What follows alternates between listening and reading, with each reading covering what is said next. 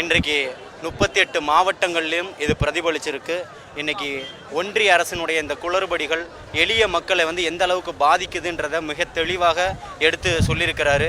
நேற்று கூட தலைவர் தளபதி அவர்கள் ஒரு 8 நிமிஷ காணொலி வெளியிட்டிருக்கிறாரு. அதை தொடர்ந்து இன்றைக்கி தமிழகம் முழுக்க 38 மாவட்டங்கள்லையும் இன்றைக்கி சென்னையினுடைய மையப்புள்ளியிலும் மிகப்பெரிய ஆர்ப்பாட்டங்கள் நடந்துக்கிட்டு இருக்குது. எஸ்ஐஆரை பற்றி இன்றைக்கி இருக்கக்கூடிய யாருக்கெல்லாம் எளிய மக்களுக்கு தெரியாதது என்னெல்லாம் இருக்கோ, சிலர் வாக்காளர் சேர்ப்பு முகாம்னு நடத்துகிறாங்க, இல்லை திருத்த பட்டியல்னு சொல்கிறாங்க.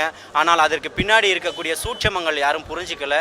அந்த சூட்சமங்களை வெளியில் கொண்டு சொல்லக்கூடியது தான் தமிழக வெற்றி கழகத்தினுடைய வேலையாக இருக்குது. அதை சிறப்பாக செஞ்சுக்கிட்டு இருக்கு. இப்போ இதுக்கான அந்த ஆர்ப்பாட்டம் அப்படின்றது மிக தாமதமான ஒரு விஷயமா தான் சொல்லப்படுது. ஏன்னா இப்போ ஆளும் கட்சிகளாகட்டும், ஆளுங்கட்சிகளுடைய கூட்டணி கட்சிகளாகட்டும் கடந்த ஒரு வாரத்திற்கு முன்னாடி அவங்களுடைய எதிர்ப்புகளை பதிவு பண்ணியிருந்தாங்க.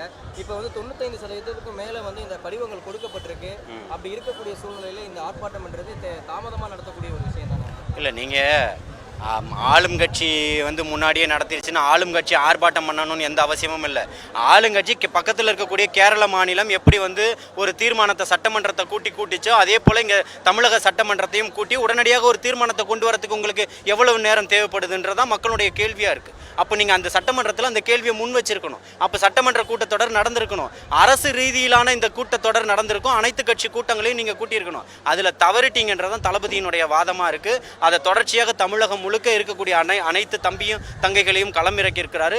எல்லா பிஎல்ஓக்களும் தெருவாக போகிறாங்க, வீடு வீடாக போகிறாங்க. இருக்கக்கூடிய சிக்கல்களை களைவதற்கு, நடவடிக்கை எடுப்பதற்கு எல்லா முயற்சிகளும் ஏற்படுத்தியிருக்கு. அங்கீகரிக்கப்பட்ட கட்சிகள் அனைத்து கட்சிகள் கூட்டமாக நடத்தலாம். இல்லை, திமுக சார்ந்து நடத்துறதுக்கு நீங்கள் யார் வேணால் நடத்தலாம்.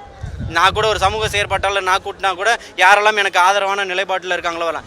ஏற்கனவே மும்மொழி கொள்கைக்காக தமிழக வெற்றி கழகம் திமுக போட்ட அரசு இந்த தமிழக அரசு கூட்டிய கூட்டத்தில் பங்கெடுத்திருக்கின்றது தான் குறிப்பிடத்தக்க ஒரு விஷயம். அப்போது இதை ஏன் நீங்கள் தமிழக அரசினுடைய ஒரு கூட்டமாக ஏன் நீங்கள் நடத்துறதுக்கு மறுக்கிறீங்கன்றதை இங்கே ஒரு மிகப்பெரிய ஒரு கேள்வி எழும்புதுன்னு சொல்கிறேன்.